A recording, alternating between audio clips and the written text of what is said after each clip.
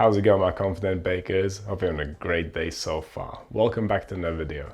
Today I have another great addition to the flatbread playlist, so let's get in the kitchen and get started.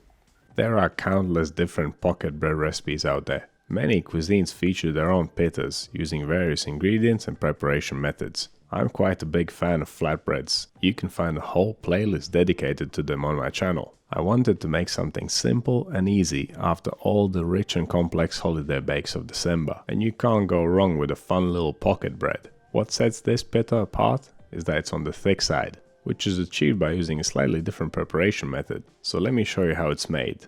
We'll begin with the ingredients. We'll need some white bread flour and some fine durum wheat semolina, a bit of whole wheat flour for extra flavor, some yeast, salt, water, olive oil, and a little bit of sugar, which you can leave out. When it comes to the equipment, this pita is cooked in a pan. We'll also need a bowl for mixing our dough, scales, a dough scraper, a temperature probe. The rolling pin is not totally necessary, you could just flatten them by hand. To make the pita nice and thick, we'll roll it out and then we'll leave it to proof on a piece of cloth before cooking it. A clean kitchen towel will do the job. Or if you own a couche, you can use that. Right, with all the ingredients and the equipment out of the way, let's move on to making the dough. And it all starts with temperature control. My kitchen was a little bit cool, so I'm using slightly warmer water at almost 26 degrees Celsius or 79 degrees Fahrenheit. We want this dough to be relatively warm. This is a quick, room temperature fermented recipe.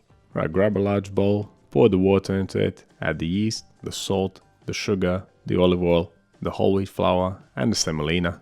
Not to be confused with polenta, which is cornmeal and is gluten-free. Semolina is made from durum wheat, which, as the name suggests, is wheat. Okay, once you're happy with the mix, add the final ingredient, the white bread flour. Grab your dough scraper and mix it to a dough. You could adjust the ratios of the flours if you want. Use more semolina, less white bread flour, or even make it with just semolina. It's up to you. I like adding white bread flour because it makes the bread lighter and softer. Okay, the dough has been fully mixed. Place it in a clean bowl and we'll give it a quick temperature check. My dough turned out a little bit cool, but there's nothing wrong with that. It'll ferment quickly anyway. There's a good amount of yeast in this recipe. Bulk fermentation took me 1 hour. To strengthen the gluten, we'll give the dough a fold halfway to bulk fermentation. So 30 minutes in, dust the dough lightly with flour, release it from the bowl, pick it up and then fold it up in the air. I like this method because it saves me cleaning the table an extra time. Simply fold the sides of the dough down, push them back up into the center. It's as if you were shaping it on the table, but upside down. Once the dough ball is nice and tight, place it back into the bowl and let it ferment for another 30 minutes.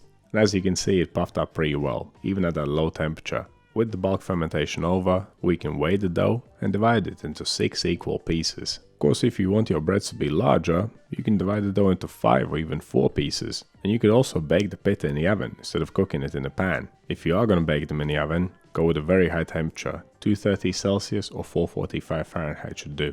Okay, moving on. Shape the random pieces of dough into nice little balls. Then cover them up, leave them to rest for 20 minutes. After 20 minutes of resting, we can perform the final shaping. Give the dough balls generous dusting of flour, and then one by one, flatten them and roll them out to about the size of the palm of your hand. Of course, your hands may be larger or smaller than my hands, but it doesn't really matter. You can make it thicker or thinner, it's up to you. Just don't make them very thick, because even though they might puff up as they cook, you might not get a pocket inside. I guess the only disadvantage of this type of pita is that you can't really adjust the thickness on the fly, because usually pita is rolled out and cooked straight away. But because we are making these thick guys, we need to let them proof still, so you get one shot at getting the thickness right. But don't worry, you won't mess it up. Okay, arrange the pitas on a clean kitchen towel. There's no need to use any flour here, they will not stick. Now cover them up and let them proof for 30 minutes. They may not look very puffy from where you're sitting, but trust me, they have puffed up, they become nice and light. So let's get these bad boys in the pan and cook them. They'll take around 4 minutes on medium to high heat. You want to flip them every 30 seconds to ensure that they cook evenly. If you keep it on one side for too long, you might brown too much, and the heat might not penetrate it properly. It would be more efficient to use a large pan and cook several of them at a time. My larger non-stick pan is a little bit wonky, so I don't trust it. So I ended up doing mine one by one. If they start puffing up a lot, you can press them and hold them down with a spatula. And this is to ensure that the surface browns evenly instead of just one point. They will only start puffing up towards the middle of the bake. But once they're nice and puffy and they have a beautiful color, they're ready. Stack them up on top of each other as soon as they come out of the pan. To make them stay softer for longer, you can wrap them up in some cling film. But there you have it. That's how you make Moroccan style pita. Fun little pocket breads, which are nice and thick and pillowy. The semolina and the whole wheat flour give it a nice texture and a subtle flavor. Thanks to the white flour, they're nice and soft. The sugar provides a little bit of sweetness, helps the crust brown, and the olive oil makes them a bit more tender.